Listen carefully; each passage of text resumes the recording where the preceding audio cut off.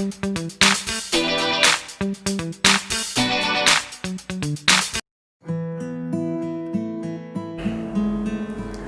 sekali bertemu dengan saudara sekalian di dalam program Cafe Metanoia, yaitu inspirasi hidup yang saya alami sendiri, yang ingin saya bagikan bagi saudara supaya menjadi berkat bagi kita semua.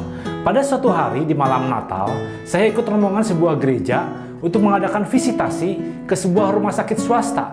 Sesampainya di rumah sakit, kami membagi tim dengan beberapa kelompok untuk berkeliling masuk ke kamar-kamar pasien secara acak, lalu menyampaikan maksud kedatangan kami, yaitu kami mau membacakan kisah Natal kepada para pasien dan berdoa untuknya.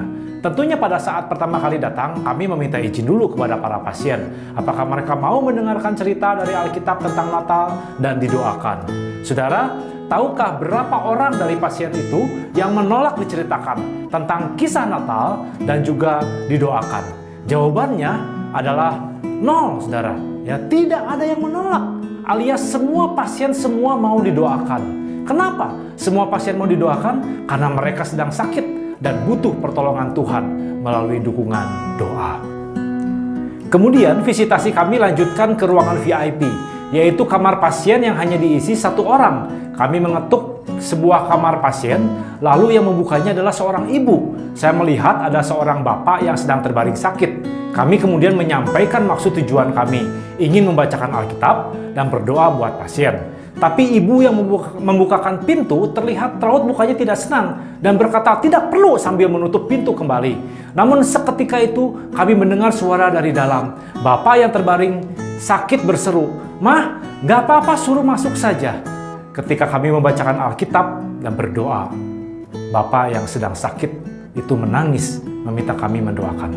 Lalu kami mendoakan dan juga berdoa untuk menerima Tuhan Yesus dalam hatinya. Yohanes 3 ayat 16, karena begitu besar kasih Allah akan dunia ini, sehingga ia telah mengaruniakan anaknya yang tunggal, supaya setiap orang yang percaya kepadanya tidak binasa, melainkan beroleh hidup yang kekal. Allah menaruh kasih kepada manusia berdosa yang sebenarnya tidak layak dikasihi. Pantasnya manusia itu dihukum.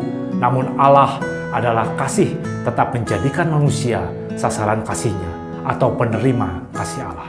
Rasul Paulus dalam suratnya kepada orang-orang Kristen yang ada di kota Roma menulis demikian. Akan tetapi Allah menunjukkan kasihnya kepada kita oleh karena Kristus telah mati untuk kita ketika kita masih berdosa. Kasih Allah kepada kita merupakan sebuah pengorbanan yang sangat mahal karena dosa menuntut harga yang sangat mahal juga. Kristus telah mati untuk kita ketika kita masih berdosa, merupakan bukti dari kesempurnaan kasih Allah kepada kita. Tidak ada cara lain yang bisa dilakukan oleh manusia untuk mengalami kasih Allah. Satu-satunya ialah dengan percaya dan menerima serta mengakui Yesus sebagai Tuhan dan Juru Selamat pribadi. Penulis Injil Yohanes menegaskan demikian, setiap orang yang percaya kepadanya tidak binasa, melainkan beroleh hidup yang kekal. Hidup kekal bisa diperoleh hanya dengan percaya kepada Yesus satu-satunya Tuhan dan Juru Selamat. Lukas menulis dalam Kisah 4 ayat yang ke-12, dan keselamatan tidak ada dalam siapapun juga selain di dalam Dia. Sebab di bawah kolong langit ini tidak ada nama lain yang diberikan kepada manusia yang olehnya kita diselamatkan. Tidak ada keselamatan di luar Yesus. Jadi, keselamatan dan hidup kekal hanya ada di dalam Tuhan Yesus Kristus. Kristus adalah pemberian terbesar yang pernah dikenal manusia dan tidak ada tandingannya sampai hari ini.